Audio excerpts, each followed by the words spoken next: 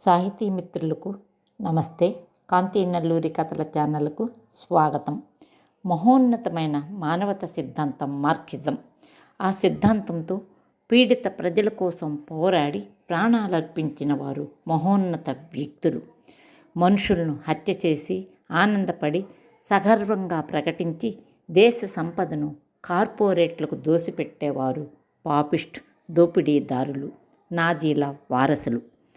అన్నల గన్ను మా ఊరికి వచ్చింది కనుకనే పెన్ను నా జేబులోకి వచ్చిందని, మధ్య భారతదేశంలో విపరీతమైన యురేనియం ఉంది, ప్రపంచంలో ఎక్కడ లేని సంపద, వజ్రాలు, వైఢూర్యాలున్నాయి, ఇదంతా దోచుకోవాలంటే ఆదివాసులను, వారికి నాయకత్వం వహిస్తున్న వారిని చంపేస్తున్నారు అంటున్న ఆదివాసులు.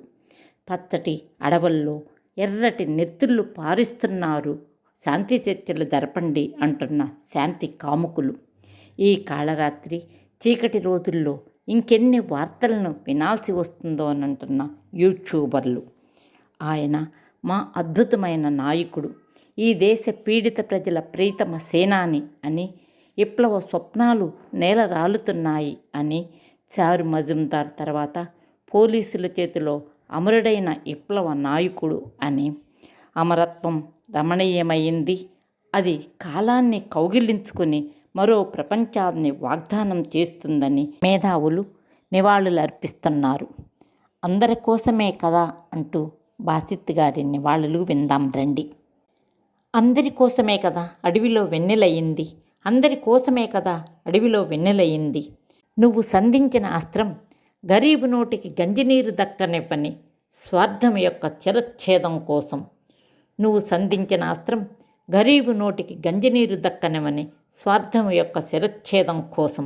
కొండలు, లోయలు, దండకరణ్యం ఆదివాసి పాదాల కింద నేల సంరక్షకుడయింది. జూటా సర్కార్ చోటాను ఎదిరించిన సుదీర్ఘ పోరాటమైంది. నీ స్వార్థం కోసం కాదు, నీ స్వార్థం కోసం కాదు.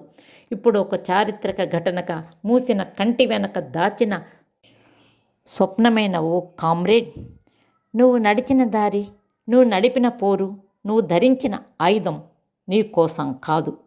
నువ్వు నడిచిన దారి, నువ్వు నడిపిన పోరు, నువ్వు ధరించిన ఆయుధం నీ కోసం కాదు.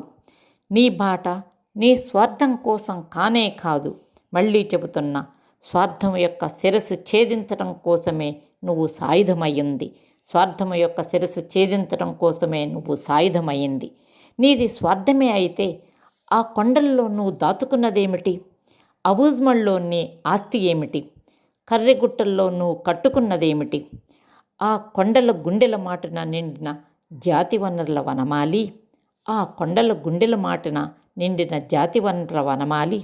నువ్వు అనార్తల ఆపన్నహస్తం కదా, నువ్వు అసహాయుల ఆత్మస్థైర్యం కదా, నువ్వు అనార్తల ఆపన్నహస్తం కదా, నువ్వు అసహాయుల ఆత్మస్థైర్యం కదా.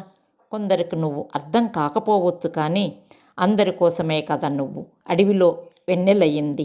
అందరి కోసమే కదా నువ్వు అడవిలో వెన్నెలయింది.